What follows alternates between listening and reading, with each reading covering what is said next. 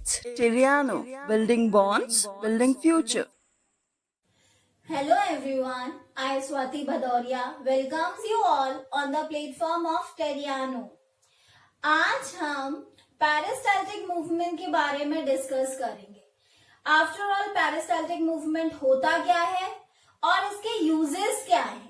अगर ये कोई प्रोसेस है जो हमारी बॉडी में होता है तो आफ्टर ऑल इसके यूजेस भी होने चाहिए ना. तो उनके यूजेस क्या है आज हम ये पढ़ने वाले हैं. So let's start. See peristaltic movement actual में होता क्या है कि जब डाइजेशन प्रोसेस होती है तो जब हम माउथ से इंजेक्शन करते हैं process, when we ingest food, जब हम खाने को अंदर लेते हैं तो यहाँ से तो खाना निगलने के बाद आफ्टर स्वेलिंग अंदर शिफ्ट हो जाता है ईसोफेगस में. लेकिन ईसोफेगस से फूड कैसे ट्रांसफर होता है? आप लोगों को हमने पहले बताया हुआ था कि ईसोफेगस में और ऑलमोस्ट सारे ऑर्गन्स में म्यूकस प्रेजेंट रहता है, जिसकी वजह से फूड बहुत इजीली शिफ्ट होता चला जाता है.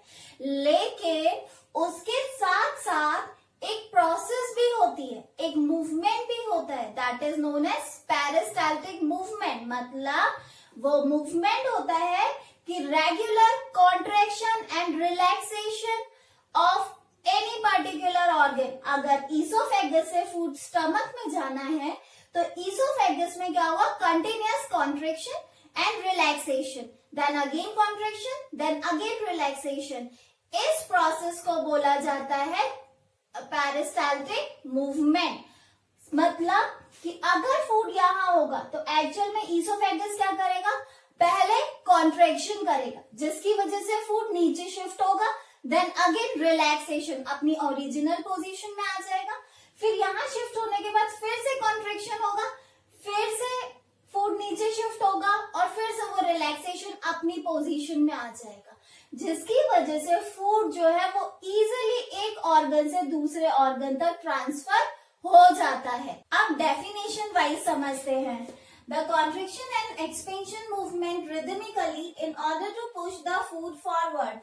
मतलब rhythmically मतलब कि एक के बाद एक. ऐसा नहीं है कि सिर्फ contraction होते चले जा रहा है या फिर expansion process या फिर we can say relaxation process होता चला जा रहा है. नहीं, फूड को आगे की तरफ फॉरवर्ड पुश करने के लिए रिदम से contraction, relaxation, then contraction, then relaxation, ये एक प्रोसेस फॉलोड होती है. अब इसके यूजेस क्या है?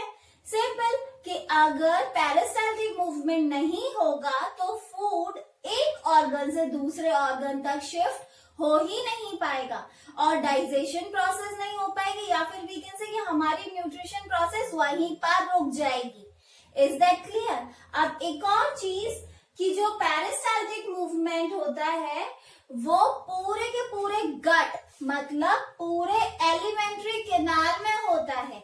ऐसा नहीं है कि सिर्फ ईसोफेगस में हो रहा है या फिर स्टमक में हो रहा है या लार्ज या स्मॉल इंटेस्टाइन में हो रहा है. नहीं, वो पूरे के पूरे एलिमेंट्री कैनाल में. It will start from pharynx, क्योंकि माउथ से तो हम स्वेलो करके अंदर शिफ्ट कर लेंगे फूड, लेकिन फेरिंग्स से पेरिस्टाल्टिक मूवमेंट स्टार्ट होता है और वो पूरे ही एलिमेंट्री कैनाल में कंटिन्यूएशन में बना रहता है. इतना क्लियर हुआ? Now our next topic is dental caries. अब डेंटल कैरीज समझने से पहले सबसे पहले ये समझते हैं कि हमारे जो टीथ होते हैं उनके ऊपर एक स्ट्रॉन्गेस्ट कवरिंग होती है, hardest covering, that is known as enamel. अब एनेमल आउटर कवरिंग हुई टीथ के ऊपर. अब टीथ के जस्ट एनेमल के बाद जो होती है that is known as dentine. और डेंटाइन के बाद जब अंदर होती है that is known as pulp cavity. अब समझिए कि जो एनिमल होती है वो इतनी ज्यादा हार्डेस्ट होती है कि वो बोन्स से भी ज्यादा हार्ड होती है.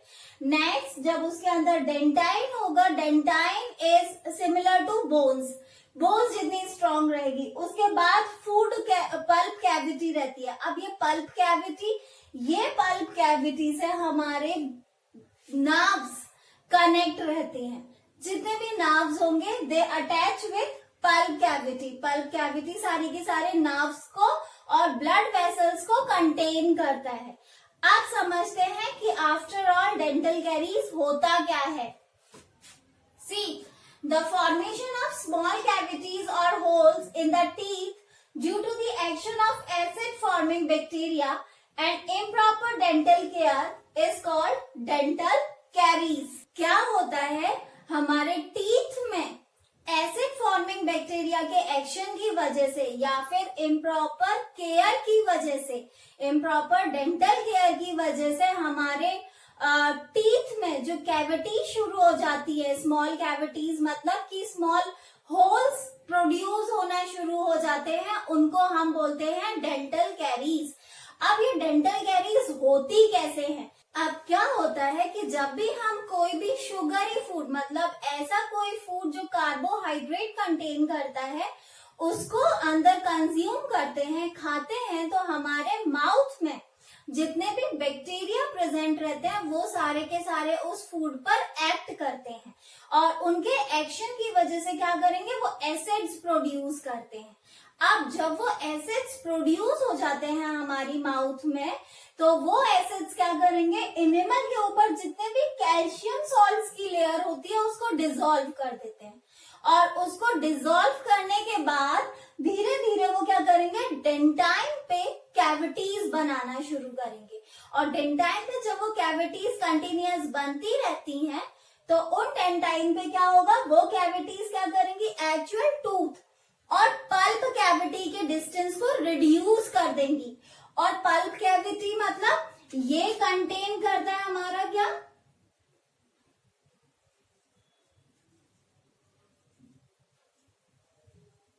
नर्व्स एंड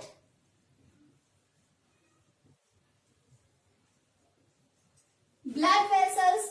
तो यहाँ क्या होगा कि डिस्टेंस रिड्यूस होने की वजह से जब कैविटीज होंगी वो कैविटीज क्या यहाँ पर हमारे नर्व्स और ब्लड वेसल्स को इरिटेट करना शुरू कर देंगी और जैसे ही इरिटेशन स्टार्ट हुआ वैसे ही हमें थोड़ा थोड़ा पेन फील होना शुरू हो जाता है और टीथ में, दांतों में दर्द शुरू हो जाता है। लेकिन जब ये स्मॉल कैविटीज जो होती है वो कंटिन्यूएशन में और ज्यादा प्रोसेस करती रहती हैं, यहाँ पर और ज्यादा डिस्टेंस रिड्यूस कर देती हैं, तो वो क्या करेंगी, धीरे धीरे इन्फेक्शन कॉज कर देती हैं और इन्फेक्शन की वजह से क्या हो जाता है, दांतों में सीवियर पेन स्टार्ट हो जाता है। ये सारा का सारा आता है हमारा डेंटल कैरीज में। डेंटल कैरीज को हम टूथ डिके भी कहते हैं।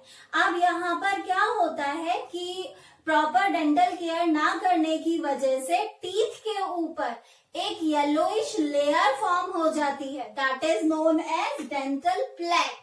अब डेंटल प्लैक के डिसएडवांटेजेस ये हैं कि डेंटल प्लैक जब फॉर्म हो जाता है तो जो एसिड बैक्टीरिया फॉर्म करते हैं उनको हमारी सलाइवा जो एल्कलाइन है नेचर में वो न्यूट्रलाइज नहीं कर पाती और वो एसिड कंटिन्यूएशन में फॉर्म होती जाती है और कैविटीज इंक्रीज होती चली जाती हैं, जिससे टूथ डिके परमानेंट हो जाता है और एंड में वो एक काफी सीरियस इन्फेक्शन कॉज कर देता है और ये हमारे टीथ को सीवियर पेन भी दे जाते हैं कई बार।